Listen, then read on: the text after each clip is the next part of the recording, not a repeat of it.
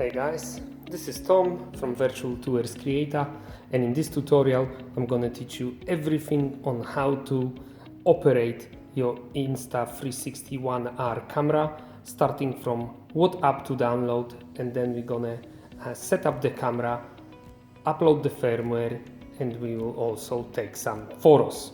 So let's start with downloading the app.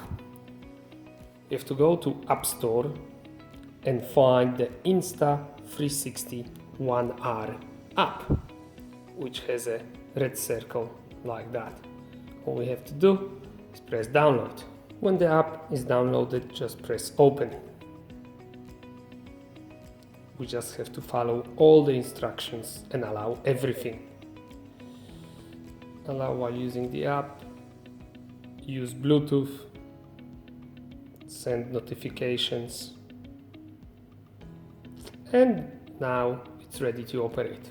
So what we have to do is go to take a photo, press the yellow button, and to tell us to connect now to the camera. What we have to do is turn on the camera by pressing the power button on top. You had to previously charge the app and put the memory card in, and now it's going to ask you to choose the language. And because it's a touch screen, you just touch this little tick to allow for English. Now it's telling you to install the app that we already installed to activate the camera. So let's go have a preview and go connect now. We have to choose the camera. The camera that it found should be our camera. ONE R, update firmware. Always update anything on those apps, because that might cause your camera to stop working. Don't worry if this turns off, it's just for battery saving. So let's go start download.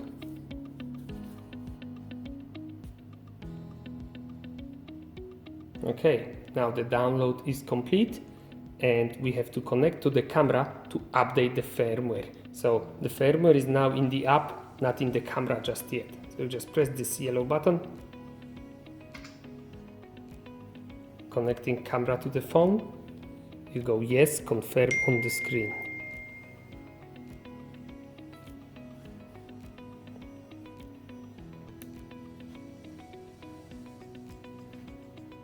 Join the network. Latest firmware downloaded. Again, update firmware. See, it says it's checking firmware, uploading. Almost there. Confirm that it's been uploaded. And now you have to wait for the camera to turn itself off and back on. See, when the light is blue, it's still on, but it will turn itself off.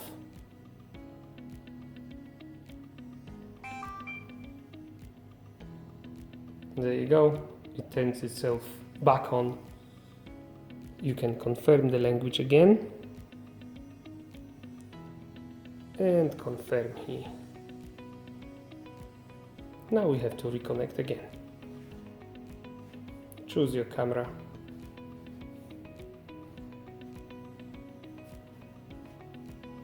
Join.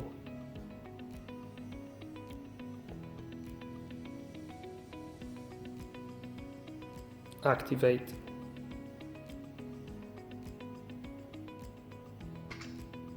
Press start. And that's our full preview in 360. There we are. We are ready to shoot. To shoot photos, first we have to make sure we are in the photo mode. And as you can see here, the app opens automatically in video. So just click on the photo option next to it. Now we can shoot our 360 photos. You can see the preview in 360. I'll show you a bit of those windows. First of all, we're gonna have to check our photo mode. So for starters, we want to shoot in single shot. We will just take one photo for every location. In the future, you might start shooting photos in HDR, but we will talk about HDR in a separate tutorial, okay? HDR will give you better quality photos, and the windows that you see on the far right will not be so blown out. But for now, let's focus just on single shot. So when you go to photos, you can click in here to choose which mode. It is now set to single shot. Now we'll start with the last option here on the right hand side. If you scroll this menu to the left, it says INSP. This means it's a JPEG file, so the simplest photo mode. Let's change that to RAW plus INSP, and this means the camera will also shoot those photos in RAW. That means they're gonna have more details in it. Don't ask too many questions, just change it to RAW and shoot like that, the easiest option, okay? The second thing that you have to understand, which will be the most important one for you, is the EV, so the exposure.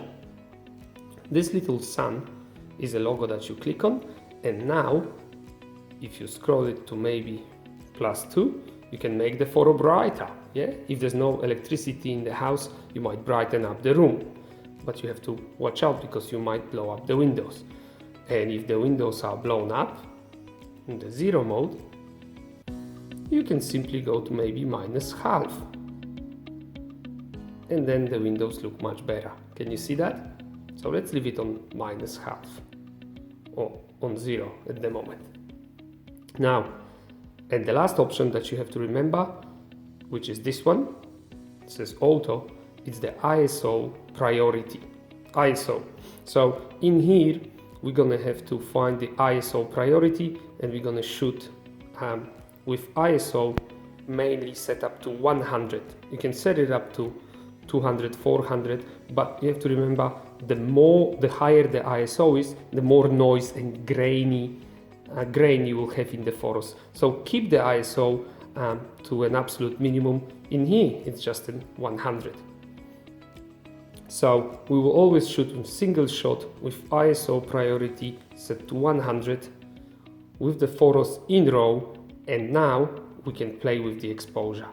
If this room looks too dark, you can change it to +half and brighten it up, or +1.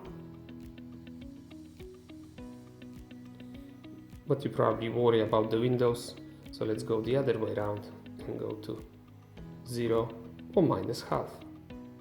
And that's it. And now we're ready to shoot. Taking the photo, and once the photo has been taken, we're gonna go to the library where we can find our photos.